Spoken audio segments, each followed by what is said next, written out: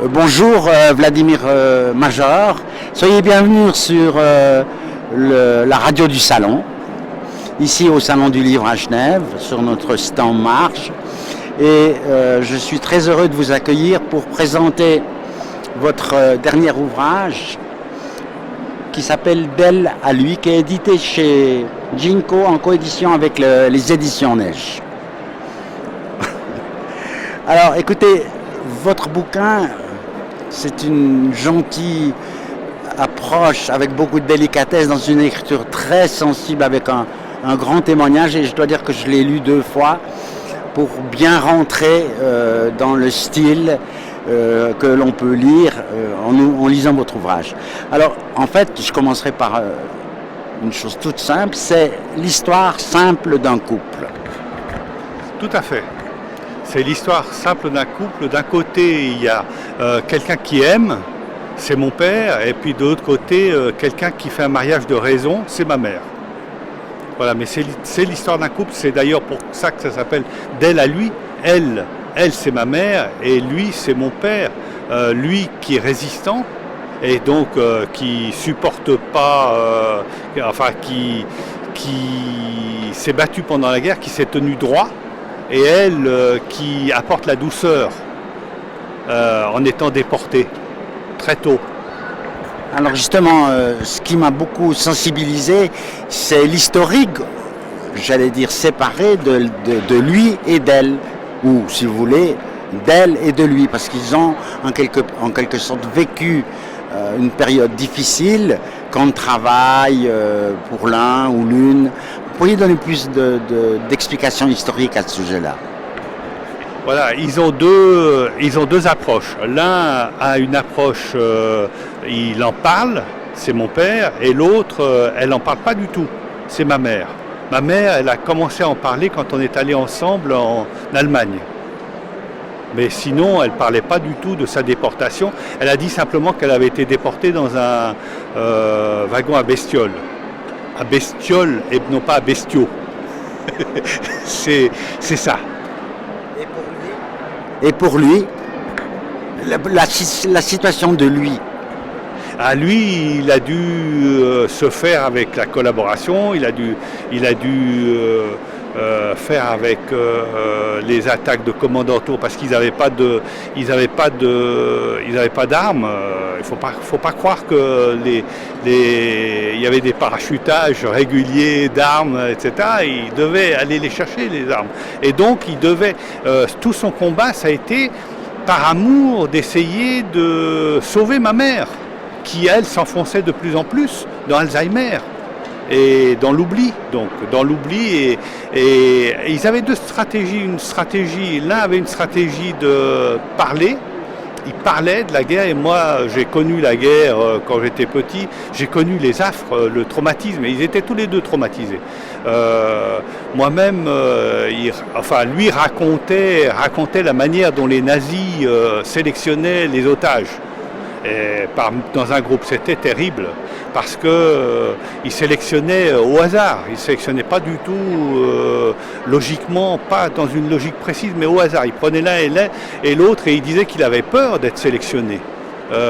Et il a quand même essayé de sauver ma mère d'Alzheimer. Et malgré le fait que Alzheimer, c'est une maladie, donc on n'arrive pas à sauver la personne. La personne s'enfonce, et puis elle ne se rappelle plus du tout de qui elle était, de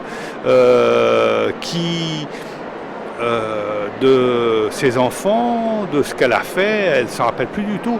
Et c'est l'un des problèmes de notre société, c'est la perte. On parle beaucoup d'espérance de vie, mais on ne parle pas d'espérance de vie en bonne santé, avec une mémoire, et avec les gens qui vivent. Honnêtement, on parle de l'autonomie des personnes. L'autonomie des personnes, ça vaut ce que ça vaut. Mais ce qui est important, c'est de rester actif et de rester conscient de son environnement et des gens qui nous entourent, et des gens et des vies qui sont là, qui sont en train de se faire. Alors justement, en fait, il y a 2 attitudes. Il y a celle de votre père par rapport à sa femme, qui essaye désespérément de lui donner un semblant de vie, d'assister journellement à la perte de sa mémoire. Donc quelque part il souffre énormément de ça. Mais vous, si j'ose dire, grâce à ce magnifique petit livre, comme je vous ai dit, écrit avec beaucoup de sensibilité, vous aussi vous essayez à ce moment-là, si j'ose dire, de les suivre avec le peu d'historique tant du côté de votre père que du côté de votre maman. Moi, je les ai assistés tous les deux. Mon père qui vieillissait mal, parce qu'il vieillissait avec l'artériosclérose, et ma mère qui vieillissait mal aussi parce qu'elle perdait la mémoire. Et je pense que c'est une chance, quelque part, qu'elle perde la mémoire, parce qu'elle oublie tout son passé. Elle oublie tout ce qu'elle n'a pas voulu, ce dont elle n'a pas voulu parler. Et c'est une chance pour elle, parce que c'est trop traumatisant pour les deux. Les deux ont voulu se reconstruire dans ce mariage, mais chacun à sa façon. L'un s'est reconstruit par sa droiture et par son amour, et l'autre s'est reconstruite parce que la femme, elle doit absolument épouser quelqu'un et faire un mariage de raison quelque part. Alors, en dehors de cette phénoménologie sociale qu'est le devoir d'une femme à l'époque d'être l'épouse de son mari, et avec la culture et la mentalité de l'époque, par rapport au temps moderne que nous vivons actuellement, vous avez fait une remarque qui à la fois me choque, mais en même temps me rend à quelque part raisonnable, dans le sens où vous dites c'était mieux qu'elle ne retrouve pas sa mémoire. Cela, c'est de votre part, on le sent aussi dans l'écriture de votre bouquin, c'est à quelque part un message qui dit que la souffrance a été tellement grande, de plus qu'elle a dû garder le silence, parce qu'elle était justement mariée dans les conditions que vous venez de définir. Et par la suite, dans un âge avancé, elle est atteinte de l'Alzheimer. Donc vous dites en résumé, c'est mieux qu'elle ne se souvienne plus, ou qu'elle s'est souvenue d'une partie des choses. Comme ça, sa souffrance a été amoindrie. Tout à fait. Bon, elle est morte comme elle est morte. Elle est morte de ce dont elle a souffert quand elle était jeune. Elle est morte d'une pneumonie, mais le fait de ne pas se souvenir de tout ce traumatisme qu'elle a connu, c'était une chance pour elle, quelque part, puisqu'elle n'en a jamais parlé. Et quand mon père parlait de son expérience, quand mon père parlait de son époque, et des traumatismes de son époque, ma mère lui disait toujours de s'arrêter de parler, parce qu'elle ne voulait pas nous traumatiser, elle ne voulait pas que ça continue, transmettre la souffrance. Elle ne voulait pas. Et moi, j'ai essayé aussi, avec mes enfants, de ne pas transmettre cette souffrance. Alors justement, ce que vous venez de dire, je l'ai lu dans votre livre, vous l'écrivez, vous l'avez écrit, que vous souhaitiez ne pas transmettre, perdurer l'histoire de la souffrance de vos parents. Alors à quelque part, c'est quand même une question que je me pose.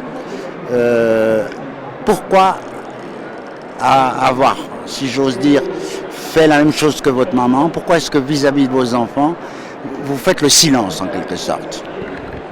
Il faut savoir que mon père, il prenait l'antidépresseur du pauvre, c'est-à-dire il buvait, et puis quand il buvait, c'était toujours la violence qui revenait. Et moi, j'ai voulu à tout prix couper cette violence et couper ces souffrances que je ressentais. Finalement, on l'a ressenti très tôt. Mes frères et sœurs ont ressenti très tôt la souffrance et le traumatisme de mes parents, ça c'est sûr, c'est tout à fait sûr. Et je l'ai ressenti d'une certaine manière, même si je n'ai pas pu l'exprimer, j'ai pas pu l'exprimer en parole, mais je l'ai exprimé d'une autre, par l'écriture, voilà. Et cette écriture a été libératoire. Eh bien, Vladimir Major, je répète le titre de votre ouvrage, d'elle à lui, édité chez Jingo Éditeur en coédition avec les éditions Neige. Nous vous remercions encore de votre présence au Salon du Livre sur la radio du Salon.